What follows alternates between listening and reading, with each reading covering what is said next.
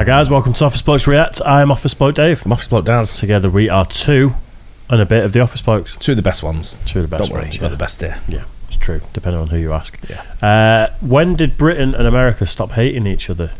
Did we ever hate each other? I guess after the... 1776. Yeah. There's probably a bit of beef at that point. Yeah, it was 1777. At some point. Yeah. So. George Washington, who was English one, as we found out on the Reaction channel. But Yeah.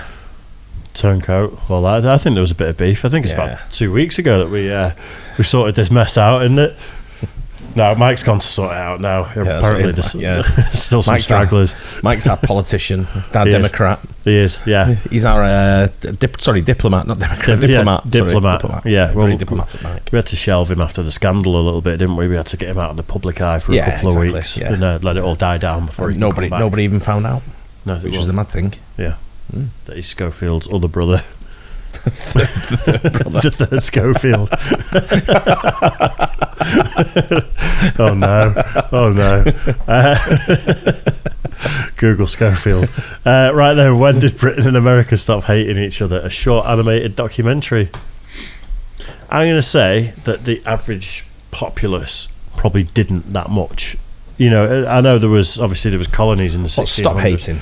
They didn't hate each other that much. You know, your general person. Yeah, I think hate's a strong word, isn't it? I think politically, obviously, because they became independent of us at some point, the higher ups, there would have been a lot of people. World War One, we fought together, didn't we? Yeah. So, but I think a lot of your average person on the street, even probably in the early 1800s, wouldn't care less. They're just busy trying to survive. No, we've had the strongest relationship of allies for many, many years. Yeah. As long as I know, anyway. Very strong. I don't think anyone's got a stronger relationship than us in the USA. I would agree with you on that entirely. Yeah, let's find out then. When did Britain and America stop hating each other? It would be an understatement to say that Britain and the USA's relationship got off to a rocky start. In 1812, Britain and America were at war, but just over a century later they were fighting shoulder to shoulder in World War I. Which obviously raises the question, when did Britain and America become allies? There had to be a point where both went from actively disliking each other to working alongside each other. Now, before continuing, it's important to note that even in the immediate aftermath of independence, America and Britain still had strong economic ties. This isn't to say that things were always great between the two, and there were some pretty major conflicts of interest in the years after the War of 1812 finished. The first, and perhaps the most obvious, was the Monroe Doctrine, established in 1823. This was where the United States, by threat of military intervention, declared an end to any new European colonial adventures in the Americas. And for Britain, this was potentially a problem because it had economic interests in South America. In reality, though, it wasn't too much of a problem at all, because in 1833 it landed a force on the Falkland Islands and America did nothing. In 1842, the US did warn Britain against interference in Hawaii, which Britain did heed because America's international power was certainly growing. And it was this fact that America was a rapidly growing great power whose interests could no longer be ignored, which would dominate Anglo-American relations for the following century. So the next major event which could have changed the Anglo-American dynamic was the American Civil War, which broke out in 1861. Britain had already abolished slavery at this point, and so you would think that it would have preferred the Union over the Confederacy. But you'd be wrong. Now, Britain had no great affection for the Confederacy and its slaveholding practices. Its preferential treatment was purely economic, mostly due to cotton imports. Britain did consider formally recognising the Confederacy, and Anglo-American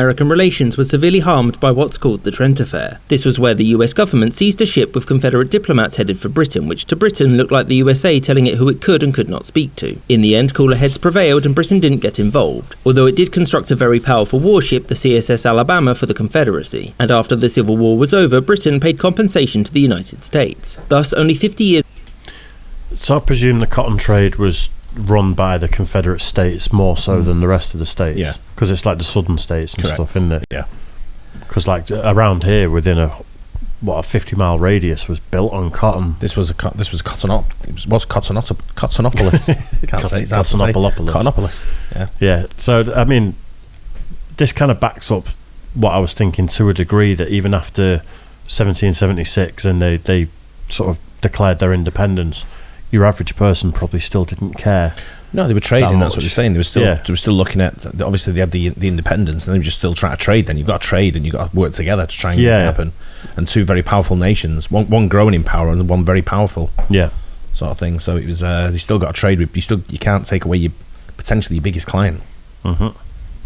Years away from World War I, Britain and America still didn't really care much for each other. So what changed this? Well, relations actually started to improve during Britain's border dispute with Venezuela in 1895. This developed into somewhat of a crisis, and the US intervened and arbitrated, siding mostly with Britain. For Britain, America had conducted itself in a well-mannered fashion and given Britain most of what it had wanted. And for America, by accepting American arbitration, Britain had yielded its right to influence South America. The other reason for Anglo-American rapprochement was simple: converging interests. America had emerged from its civil war a more centralised industrial power, and after its defeat of Spain in 1898, it possessed a global empire too. And for Britain, things were rapidly changing as well. Its empire and global position was being threatened by Russia and the newly formed Germany. Britain had long practiced a policy of isolationism with respect to the European powers, but since they too were industrialising, this had the potential to threaten Britain's position. Thus, her most natural ally seemed to be the United States, since it was half a world away and had its own sphere of influence, plus they spoke the same language and shared many values. It was at the turn of the 20th century under President Theodore Roosevelt that America and Britain really started to become friends, particularly with respect to one foreign policy stance.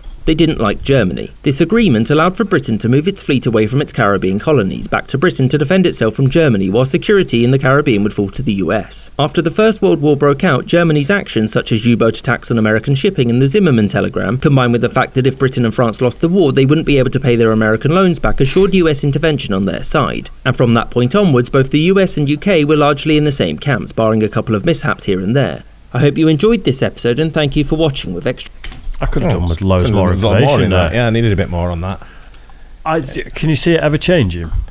No, the ties are very close. Depends if there's a potential that one of us could get a leader that's absolutely radical and nuts and drive the country in a bad direction potentially. Yeah, and then sort of like do away with form new relationships with the likes of India, China, Russia, sort of thing.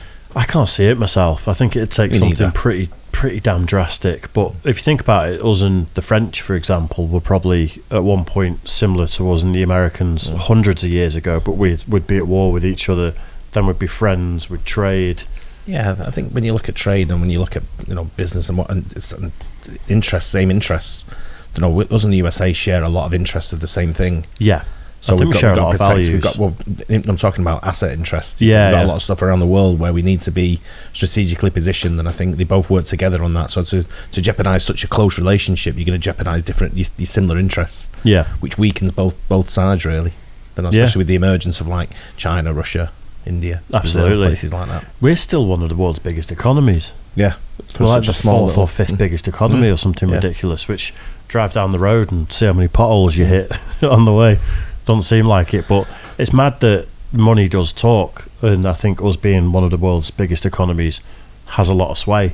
So you've got the cultural stuff where us and America are very similar in a lot of ways and share a lot of values. On top of that, they're a superpower and we're still somehow a superpower. Yeah. It's mutually beneficial, isn't it? Yeah, but I think we're more of a superpower now because of the backup we've got of places like the USA and allies we've got, and part of NATO and all that kind of stuff. To govern ourselves across the world, we don't need to be individual anymore. But you need to work together to try and grow and sustain your economy. But when you talk about potholes today, I saw a guy identifying these massive holes in the floor by spraying a white ring around them. Yep. I'm like, mate, only you can't see that it's there. Yeah. You don't need to identify it with a white hole. I've had to start driving a longer way to do the school run in the morning. I had like 2-3 miles onto my journey just to avoid one particular road, and they came and sprayed round some of the potholes, and the residents have sprayed round all the other ones, and then written on the road in spray paint, do the whole road, because it's literally, I refuse to go down the road now because you like that. Yeah, it's bad. Some of them are bad, but yeah, I wonder if they've got pothole problems in parts of the state. Let us know. Yeah, let us know. Otherwise, we'll send our guys over to come and spray rings around them. Yeah, no. See what happens. You see when someone was spraying cocks around them at one point. Yeah, they'll soon fill them in when that happens. Yeah, precisely. Well, they've got to come and do something about it. You can't just leave a spray painted dicks all over the road. Might have to start doing that. Anyway, let us know if you still are allies, if you still love the Brits and the Brits still love the USA. I think so. Yeah. And we'll catch you on the next one. Cheers. Guys.